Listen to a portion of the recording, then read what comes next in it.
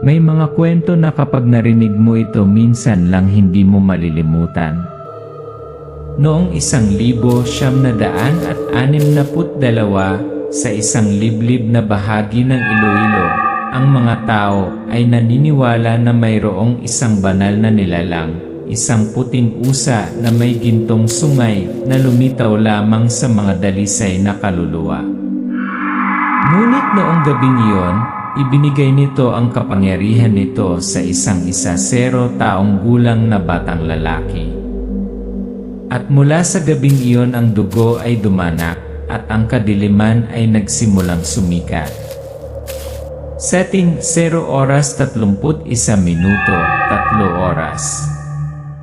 Umihip ang hangin sa lumang pawid na bubong, nakaupo si Ernesto sa tabi ng apoy, pinagmamasdan ang kanyang lola, isang matandang shaman na may karanasang mga mata, na naghahanda ng mga bigkis ng tuyong dahon, butil ng bigas, at isang lumang mangkok na tanso. Lumaki ako na napapaligiran ng mga dasal, insenso, at tunog ng tambol. Sa lugar na ito, hindi lahat ay kaibigan. Sa bawat tribo, palaging may isang taong gahaman sa kapangyarihan. At sa Duenas, ang pangalang iyon ay Pinunong Galung. Tanong ni Lola, "Apo, handa ka na ba? Ngayong gabi kailangan nating marating ang anihan bago sumikat ang buwan. Dapat nating pasalamatan ang lupa at ang tagapag-alaga ng ating mga pananim." Nag-alinlangan si Ernesto, "Lola, totoo ba nalilitaw ang puting usa?" Bahagyang ngumiti si Lola, ngunit seryoso ang kanyang mga mata. "Kung ang iyong puso ay sapat na dalisay, makikita mo. At kung ito ay humipo sa iyo, ang iyong buhay ay hindi na magiging pareho muli." Misteryosong tempo, 3 oras 1 minuto, 6 oras. Lumabas sila sa bukid. Ang maputlang liwanag ng buwan ay sumisikat sa mabibigat na tangkay ng palay. Sa di kalayuan, umalingaw-ngaw ang tahol ng mga aso, na may halong tunog ng kakaibang yabag. May nadatnan silang grupo ng mga pinunong dalum na lalaki, may hawak na sibat at patalim. Ang kanilang mga mata ay malamig na parang bakal. Walang nagsalita, tahimik lang na lumakad, ngunit sa kanilang mga mata, naramdaman ni Ernesto ang panganib. Sa oras na iyon, hindi ko alam ang mga taong iyon ay magiging mga mangangaso, at ako ang magiging biktima. Fateful moment, 6 oras 1 minuto, 10 oras. Sa gitna ng bukid, nagsimulang bigkasin ni Lola ang mga sinaunang panalangin. Ang kanyang boses ay umaawit, ang kanyang mga kamay ay nagkakalat ng mga butil ng bigas sa mga bilog. Biglang nakakita si Ernesto ng mahinang liwanag sa pagitan ng mga puno. Tinuro niya, "Lola, tignan mo." Kumunot ang noo ni Lola, "Lale, huwag kang makialam sa seremonya." Ngunit pagkatapos ay lumingon siya. Mula sa dilim, isang purong puting figura ang lumitaw. Ang balahibo nito ay kumikinang na parang buwan, at ang mga gintong sungay nito ay kasing liwanag na parang nahuhulog mula sa araw. Lumapit ito at tila nawala ang lahat ng tunog sa paligid. Empowerment, 10 oras 1 minuto, 12 oras. Iniyuko ng usa ang ulo, marahang idinampi ang mga gintong sungay nito sa noo ni Ernesto. Isang malamig, pagkatapos ay mainit, na enerhiya ang kumalat sa kanyang katawan. Naramdaman niya ang pag-igting ng kanyang mga kalamnan, ang pagpintig ng kanyang puso, at ang kanyang mga tainga ay nagsimulang marinig ang mga insekto sa mga tangkay ng palay. Hindi ko alam kung regalo ba ito o sumpa. Pagtatapos ng prologue, 12 oras 1 minuto, 15 oras. Nawala ang usa, naiwan si Ernesto na nanginginig. Ang kanyang kamay ay dumampi sa kanyang noo kung saan nabuo ang 2 maliliit na bukol. Mula sa malayo, isang plauta ang tumunog hindi mula sa mga taga-nayon. Hindi ko alam na ang plauta ay isang tawag sa kamatayan. At iyon mula sa sandaling ito nahanap na ako ng mga mangangaso ng sungay. May mga lugar kung saan ang bawat hangin, bawat dahon ay may dalang bulong mula sa nakaraan. At sa Duenas, Iloilo ang bulong na iyan ay kwento ng isang puting usa na may gintong sungay, isang tagapag-alaga ng ani, ngunit isa ring may hawak ng kapangyarihan na parehong hinahangad ng mga Diyos at mga demonyo. Ang background at pagkabata ni Ernesto. Daytime scene. Isang mapayapang nayon, mga batang naglalaro sa tabi ng batis. Ngunit sa di kalayuan, mga post na gawa sa kahoy na may mga anting-anting na umiindayog sa hangin. Panimula Ernesto, 10 taong gulang, nakatira kasama ang kanyang lola na si Lola Delna, isang matandang shaman na iginagalang ng mga taga-nayon. Lumaki ako na hindi napapaligiran ng mga lullabies, ngunit sa pamamagitan ng pag-awit ng mga mantra at insenso. Ang aking lola, ang huling tao na nagpapanatili ng sinaunang ritual, ay nagturo sa akin na sa mundong ito, ang kasamaan ay hindi lamang nasa anyo ng mga demonyo, ngunit kung minsan ay nagsusuot ng balat ng mga tao. Ang mga binhi ng tunggalian sa tribo. Pinulong Dalum ang pinuno ng tribu, mabagsik ang mukha, matakaw na mata. Ang eksenang palihim niyang nakilala ang isang grupo ng mga estranghero, nagpapalitan ng mga paketeng nakabalot sa itim na tela. Pinulong Dalum isang makapangyarihang tao, ngunit laging may kadiliman sa kanyang mga mata. Sabi ng aking lola na lumalago ang kadiliman, nilalamon ang buong nayon, at naghihintay lamang ng pagkakataong bumangon. Ritual ng pasasalamat para sa pag-aani at ang alamat ng puting usa. Sa gabi ng bagong buwan, ang aking lola ay naghanda ng mga alay, bagong bigas, prutas, isang bungkos ng mga tuyong dahon at isang sira-sirang aklat ng ritual. Nagtataka si Ernesto, "Lola, totoo ba ang puting usa?" Tumingin siya sa kanyang apo, ang kanyang boses ay matatag. Ito ay totoo. Ngunit ito ay lilitaw lamang sa mga taong may dalisay na puso. Kung ikaw ay mapalad na maantig nito ang iyong buhay ay magbabago magpakailanman. Ang boses ng tagapagsalaysay ay sumingit, mabagal at mahiwaga. Naniniwala ang mga taga-nayon ang mga gintong sungay nito ay naglalaman ng kapangyarihan ng 1,000 taon, kayang magligtas ng isang pananim o sirain ang isang buong tribo. Naglakad ang lola at ang kanyang apo sa gintong palayan. Ang huni ng mga kuliglig na may halong tunog ng mga yabag ng isang tao na sumusunod. Nasulyapan nila ang isang grupo ng mga kawal ni Pinunong Dalum na may hawak na mga sibat at kutsilyo, ang mga mata ay malamig na parang bakal. Pagdating sa gitna ng parang, sinimulan ng lola ang ritual.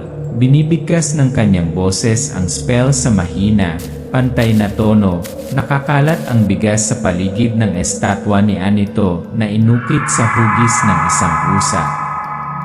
Biglang nakakita si Ernesto ng malambot na liwanag sa di kalayuan, kasing dilim ng ambon. Hinila niya ang kanyang kamay, "Lola, tingnan mo." Mula sa dilim, lumitaw ang isang puting usa. Ang balahibo nito ay kumikinang na parang hinabi sa liwanag ng buwan. Ang mga gintong sungay nito ay nagniningning na parang miniature na araw. Naging tahimik ang paligid. Lumapit ang usa, bawat hakbang ay dahan-dahan. ang malalalim na mata nito ay tila naglalaman ng buong kalangitan sa gabi. Iniyuko nito ang ulo, marahang dinampi ang sungay nito sa noo ni Ernesto. Paglalarawan ng pakiramdam, isang malamig na agos ang dumaloy sa bulugod nito, pagkatapos ay kumalat ang nasusunog na sensasyon sa buong katawan nito. Tumibok ang puso nito, nagsimulang marinig ng mga tenga nito ang tunog ng mga pakpak ng mga insekto. Nakikita ng mga mata nito ang bawat butil ng alikabok na lumilipad sa liwanag ng buwan. Natigilan si Ernesto nang makita ang dalawang maliliit na umbok sa kanyang noo, na nakatago sa ilalim ng kanyang balat. I don't know it was a gift or a curse. Pero alam ko from that moment on, hindi na ako ordinaryong bata. Napaatras ang usa, ang liwanag nito ay kumukupas at naglalaho sa gabi. Mula sa malayo, isang kakaibang plauta ang tumunog, hindi boses ng isang taga-nayon. Mahigpit na hinawakan ni Lola ang kamay ni Ernesto, alam nila kung sino ka. Madaling araw. Nagising si Ernesto mula sa gabi ng puting usa, basa ang noo sa malamig na pawis. Nang hawakan niya ang kanyang ulo, naramdaman niyang nawala ang dalawang maliliit na umbok, ngunit naririnig pa rin ng kanyang tainga ang mga yabag ng isang aso na tumatakbo sa bakuran, 100 metro ang layo. Nawala na ang mga sungay ngunit nanatili ang kapangyarihan. Ang aking katawan ay parang ginawang panibago at kasabay nito, ang isang lumalagong takot na malaman ng iba at sumunod sa akin. Kapangyarihan at panganib. Sinubukan ni Ernesto na baliin ang isang sanga ng kawayan, pumutol ito na parang manipis na patpat. Habang tumatakbo siya sa mga bukirin, napagtanto niya na kaya niyang malampasan ang isang kawan ng umaagos na kalabaw. Ngunit sa isang sulok ng nayon, si Pinunong Dalum ay tahimik na nagmamasid mula sa malayo. Ang kanyang mga mata ay parang may nakitang kayamanan. Hindi ko alam bawat hakbang ko, bawat paghinga ko ay nahuhuli sa mga mata ng isang taong gutom sa kapangyarihan, kaya't papatayin niya ako para dito. Plano ni Pinunong Dalum. Panloob ng bahay ni Pinunong Dalum, madilim na silid, kumikislap na ilaw ng apoy na nagbibigay liwanag sa mga kakaibang estatwa. Dalum confers with his henchmen, may gintong sunggay ang batang iyan. Dalhin mo siya rito. Patay o buhay ayon sa gusto mo. Binuksan niya ang isang lumang balat ng hayop, kung saan iginuhit ang isang puting usa at isang bilog ng dugo, isang sanggunian sa ritual na sumipsip ng kapangyarihan ng sungay. Mahiwagang bilanggo. Mabilis na kumalat ang mga alingaungaw, isang dayuhan ang nahuli habang gumagala sa lupain ng tribo. May bitbit siyang mabigat na bag na tela, sa loob ay mga sinaunang mapa at anting-anting. Nabalitaan ni Ernesto mula sa mga taga-nayon na ang bilanggo ay iaalay sa gabi bilang isang regalo sa isang nilalang sa malalim na kagubatan. I don't know who that person is, but I know the look in the eyes of the one being led to execution. It was the look in my own parents' eyes in the memories. Ang labanan ng mga isip upang iligtas ang araw. Gabi. Nagbalak si Ernesto bilang isang bata na may dalang panggatong at pumasok sa kwartel ng bilangguan. Ginamit niya ang kanyang sobrang pandinig upang makinig sa mga yapak ng mga gwardiya, tumpak na tinutukoy ang oras kung kailan sila nagbago ng mga shift. Pinigilan siya ng isang gwardiya, "Anong ginagawa mo rito?" Nagkunwaring ibinaba ni Ernesto ang bundle ng kahoy na panggatong, gumawa ng ingay na nagpatalikod sa gwardiya. Pagkatapos ay gumamit ng hindi inaasahang bilis upang mabunot ang susi. Bumukas ang pinto sa loob, isang puting lalaki na may makapal na balbas ang tumingin kay Ernesto na may pagdududa. Bumulong si Ernesto, "Walang oras. Sumunod ka sa akin at huwag kang gumawa ng ingay." Pagtugis sa kagubatan. Paglabas nila sa kagubatan, tumunog ang busina, natuklasan sila ng mga sundalo. Kinailangan ni Ernesto na umiwas sa magkakasunod na hampas ng sibat, gamit ang kanyang lakas upang tumalon ng mataas sa mga palumpong at kaladkarin ang bilanggo palayo. Sa panahon ng labanan, sumigaw ang isang sundalo, "Hulihin siyang buhay." Ito ang batang may gintong sungay. Nang gabing iyon naiintindihan ko na ang sikreto ko ay hindi na sikreto. Ang clue tungkol sa Golden Horn at sa aswang. Sinabi ng bilanggo, narinig ko ang tungkol sa usa na iyon at tungkol sa ginintuang sungay. Magagawa nilang itatak o palayain ang mga isinumpang kaluluwa. Ngunit kung mahulog sila sa maling kamay, magbubukas ang pinto sa pagitan ng mundo ng mga tao at ng aswang. Napagtanto ni Ernesto na ang kapangyarihang ito ay hindi lamang upang protektahan ang mga pananim, kundi pati na rin ang susi sa digmaan sa pagitan ng mga tao at mga demonyo. Unang pagkikita ni Yena.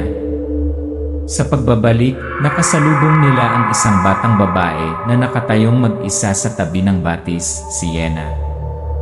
Maaliwalas ang kanyang mga mata, ngunit nakatago sa kaibuturan ng kadiliman. Lumitaw ang lola ni Ernesto, hinila siya pabalik at bumulong. Ang babaeng iyon ay hindi ganap na tao. Umaagos ang dugo ng aswang sa kanyang mga ugat. Marahan na umiti si Yena, "Hindi ko intensyon na saktan ka, ngunit ang gintong sungay ay magdadala sa iyo sa mga lugar na hindi mo gustong puntahan." Huminto ang kamera sa mga mata ni Yena, sumasalamin sa imahe ng isang puting usa. Ngunit sa pagkakataong ito ang ginto ay may bahid ng pula. Ang kalangitan sa gabi ay nakaunat tulad ng isang itim na seda na may tuldok na may ilang malabong bituin. Ang crescent moon ay nakasabit sa gilid ng bundok. Dala ng hangin ang halimuyak ng bagong kanin at isang amoy ng ritual na usok na nagliliyab sa kung saan. Sa lumang kubo na gawa sa kahoy, umupo si Lola Delna sa harap ng isang mababang mesang kawayan. Maingat na inaayos ang mga dakot ng bagong kanin, gintong papaya, hinog na saging, at isang bungkos ng tuyong dahon na itinali ng pulang tali. Sa tabi niya, binuksan ang isang sirasirang aklat ng ritual. Ang mga sinaunang tauhan ay nanginginig ng mahina sa ilaw ng lampara ng langis. Tanong ni Ernesto. Nakaupo si Ernesto na nakayakap sa kanyang mga tuhod sa tabi ng pinto, nakatingin sa buwan na sumisikat mula sa kanopi na kawayan. Ang kanyang boses ay mahina ngunit puno ng pag-usisa. "Lola, ang puting usa, totoo ba ito?" Itinaas niya ang kanyang ulo, ang kanyang mga mata ay luma ngunit kumikinang na may katiyakan. "Totoo. Ngunit hindi lahat ay nakakakita nito. Ito ay lilitaw lamang sa mga may dalisay na puso. At kung ikaw ay mapalad na maantig nito, ang iyong buhay ay magbabago magpakailanman." Dahan-dahang lumalabas ang kamera sa kalangitan sa gabi, na kinukunan ang liwanag ng buwan na naaninag sa tubig. Ang boses ng tagapagsalaysay ay mababa, mabagal, at medyo madilim. Naniniwala ang mga taga-baryo ang mga ginintuang sungay nito ay naglalaman ng 1,000 taong kapangyarihan. Isang kapangyarihan na makapagliligtas ng isang pananim, ngunit maaari ring sirain ang isang buong tribo. At sa loob ng daan-daang taon, walang sinuman ang talagang nakakaalam kung ang usa ay anghel o isang dyablo na nagbabalakayo. Isang tanda mula sa malalim na kabubatan. Sa di kalayuan, isang malalim at malungkot na tunog ng plauta ang nagmumula sa kabubatan. Bahagyang kumunot ang noo ni Lola, ibinaba ang libro. Ngayong gabi may kakaibang amoy ang hangin. Apo, tandaan kung dumating ang puting usa, huwag kang matakot. Ngunit huwag talikuran mo ito. Nanginginig si Ernesto. May nakita siyang puting anino na dumaan sa pintuan, kasing bilis ng ambon. Paghahanda ng seremonya. Ibinalot ni Lola ang mga alay sa isang wicker basket. Ang lampara ng langis ay kumikislap, ang kanyang anino ay tumama sa kahoy na dingding na parang sa isang sinaunang shaman. Naglakad silang dalawa palabas ng kubo, naliligo sa pilak na liwanag ng buwan ang maliit na dumi na daan patungo sa bukid. Ang huni ng mga insekto at kung saan umalingaw ang kakaibang yabag na naghahalo sa kanilang mga boses. Nang madaanan nila ang isang sinaunang puno ng saging, huminto si Lola, nakatingin ng malalim sa mga mata ni Ernesto. Tandaan, Apo, ang gintong sungay ay hindi isang regalo, ito ay isang hamon. Kung tatanggapin mo ito, hindi ka na magiging isang hindi kilalang bata. Ikaw ay magiging ang hunted. Ang kagubatan sa gabi, makapal ang hamog, ang liwanag ng buwan ay halos lamunin ng maitim na ulap. Tumigil na ang tunog ng mga insekto, napalitan ang tunog ng pagtapak ng mga tuyong dahon ng mga paa, at ang mahinang tunog ng pagbabanggaan ng metal, tanda na papalapit na ang mga ngaso. Ang boses ng tagapagsalaysay ay mababa at staccato. Noong gabing iyon, alam namin na kapag kami ay nabigo, hindi lamang ang tribong ito, kundi pati na rin ang mga nakakulong na kaluluwa ay tuluyang mawawalan ng pagkakataong makalaya. Pagsalakay sa gabi. Tahimik na pumasok sina Ernesto at Kuya Teo sa kahoy na base ng pinunong dalong. Ang mga tore ng bantay ay madilim na nailawan ng mga sulo. Ang unang laban, ginamit ni Ernesto ang kanyang superior na bilis at lakas para pabagsakin ang dalawang gwardiya bago sila bumusina. Pinutol ng kamera si Teo na sinira ang kandado sa mga sibilyan, pinalabas sila sa daanan. Isang palaso ang tumusok sa hangin at lumapag malapit sa paa ni Ernesto, natuklasan ito ng mga alipores. Isang magulong labanan ang sumiklab sa dilim, kumikislap ng mga sulo at hiyawan. Sa pagitan ng mga suntok ay ang imahe ng isang maliit na batang babae na nataranta na inilabas mula sa pagkubkob ni Ernesto, ang tibok ng puso at paghinga ng karakter na pinaghahalo sa dumadagundong na mga tambol. Pagharap kay Fatima at Yena.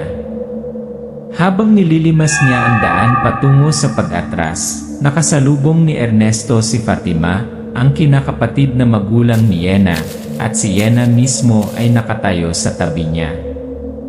Si Yena ay tumingin kay Ernesto, ang kanyang mga mata ay hindi eksaktong pagalit, ngunit hindi rin binibitawan. Sumigaw si Fatima, "Ito ang susi! Patayin ito at kunin ang mga sungay nito." Nag-alinlangan si Ernesto nang lumabas si Yena upang harangan ang kanyang dinadaanan. Kalahati ay gustong protektahan ito, kalahati ay sinusubukan ang kanyang lakas. Ang tunggalian sa pagitan ni Ernesto at Yena ay hindi lamang isang hakbang, kundi isang palitan din ng tingin at tanong. "Ernesto, hindi ako kabilang sa kadiliman." "Yena, hindi mo naiintindihan, dugo ko na ito mula nang ako ay isinilang." Biglang namagitan si Teo, lumikha ng butas para makaiwas si Ernesto, hindi seryosong nasaktan si Yena. Confronting pinunong dalum and the aswang manipulating him. Ang pangunahing silid ng base, nakaupo si Dalum sa isang inukit na upuang kahoy, ngunit ang kanyang mga mata ay hindi na tao. Mula sa dilim sa likuran niya, gumagapang ang isang aswang na nilalang. Ang maitim nitong galamay ay nakakapit sa kanyang mga balikat. Tumawa ng paos si Dalum, ang gintong sungay ay magiging akin. Ang labanan ay nakipaglaban sa parehong lakas at salita. Sinubukan ni Ernesto na gisingin ang mga alaala ng tao ni Dalum. "Ikaw ang dating tagapagtanggol ng tribo. Nakalimutan mo na ba ang iyong panunumpa?" Umaatungal ang aswang, dahilan para mawalan ng kontrol si Dalum. Sa isang nakamamatay na suntok, isang talim mula sa kanyang alipores ang humampas sa gintong sungay, ito ay naputol sa 2 piraso. Sa sandaling mawalan ng kapangyarihan si Ernesto. Ang gintong ilaw sa katawan ni Ernesto ay biglang namatay, ang kanyang katawan ay bumalik sa normal. Ang walang humpay na pag-atake ay nagpipilit sa kanya na umatras, gamit ang kanyang talino at ang lupain upang mabuhay. Pinoprotektahan ni Theo ang kanyang sarili, kinuha ang buong lakas ng suntok na nagbigay ng oras kay Ernesto upang kolektahin ang nahulog na sungay. Sa kadiliman, lumitaw si Yena, pinatumba ang isang sundalo para makatakas si Ernesto, tanda na hindi siya ganap na nasa panig ng kadiliman. Kasukdulan, kapangyarihang pinag-iisa. Hinawakan ni Ernesto ang dalawang sungay, pinagdikit ang mga ito. Ang gintong liwanag ay sumasabog, pumupunit sa gabi, nagtataboy sa gumagapang na mga aswang. Sinubod niya si Dalum, itinutok ang kanyang sungay sa kanyang dibdib, ngunit sa halip na patayin siya, nililinis ng gintong kapangyarihan ang kadiliman, binubura ang marka ng aswang. Bumagsak si Dalum, putol-putol ang kanyang paghinga, ngunit tao na naman ang kanyang mga mata. Bumulong siya, salamat sa pagbabalik sa akin ng kalayaan. Lumuhod si Ernesto, ang liwanag mula sa gintong sungay ay dahan-dahang kumukupas, at ang kagubatan sa gabi ay bumalik sa katahimikan. Sa di kalayuan, si Yena ay nakatayo sa lilim ng isang puno, kalahati ng kanyang mukha ay nasa anino, ang kanyang mga mata ay may halong pasasalamat at panghihinayang bago tumalikod. Nanalo kami ngunit ang presyo nananatili. At alam ko ang kadiliman ay hindi talaga nawala. Naghihintay lang ito para sa isa pang gabi. Maputla ang bukang liwayway, tinatakpan ng ambon ang mga bubong na pawid. Umalinggaw ang tilaok ng mga tandang, ngunit imbes na mainay, lumuhod ang buong baryo sa mamasa-masa na lupa. Ang mga mata ay nakatingin kay Ernesto at Kuya Theo na magkasamang naglalakad sa landas. Nanginginig na sinabi ng pinakamatandang lalaki sa nayon. Kami humihingi ng paumanhin. Patawarin mo sana sa pagiging bulat.